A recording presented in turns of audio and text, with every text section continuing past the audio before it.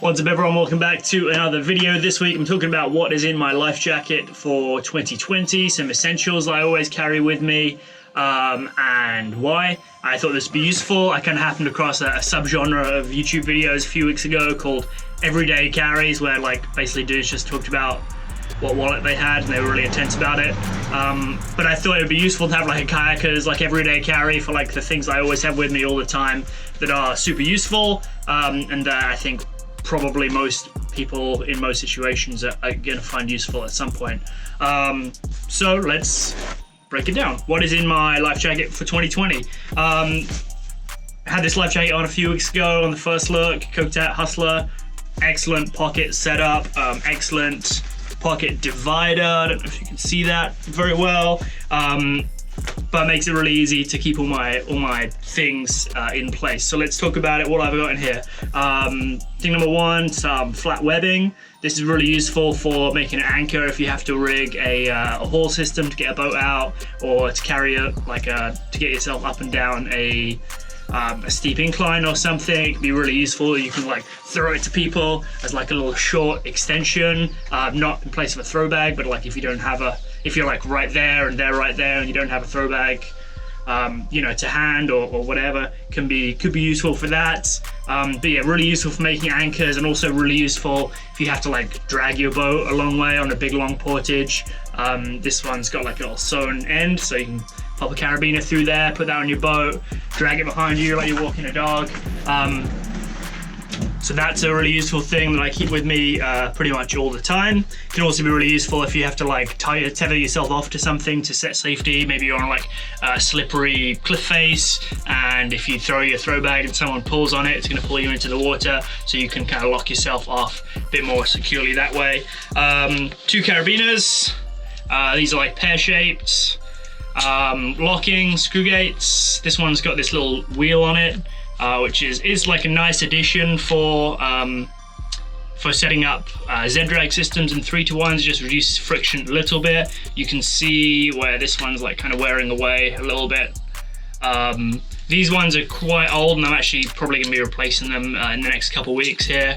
You can see they're just I don't know, they're getting past it a bit. The mechanism kind of sucks.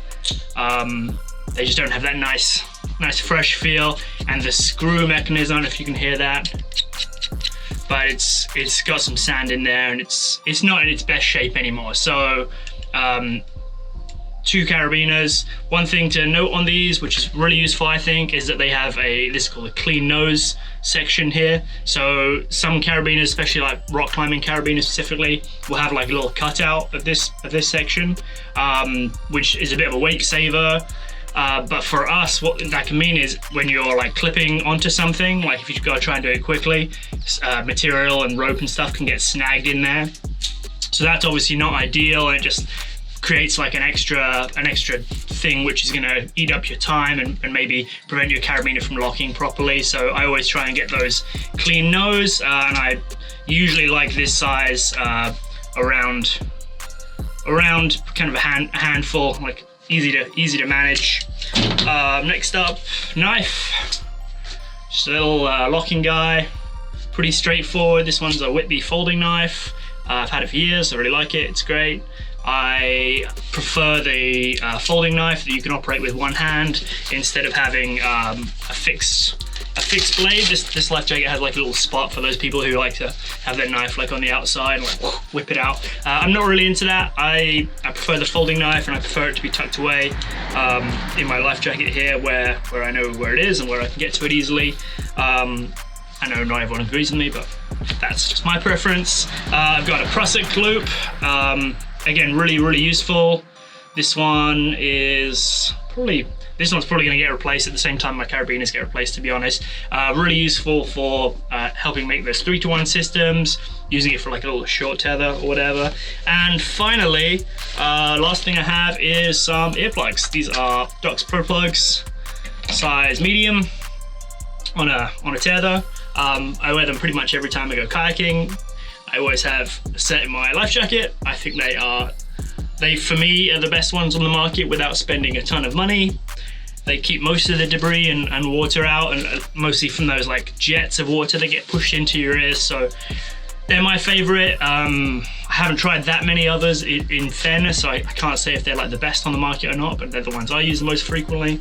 And yeah, that's it. Now, a couple things I'm missing on this life jacket. I somehow lost my whistle at some point at the start of this year. So I don't have a whistle. I think that's essential. I think I normally have it like right around here, where you can easily get to it.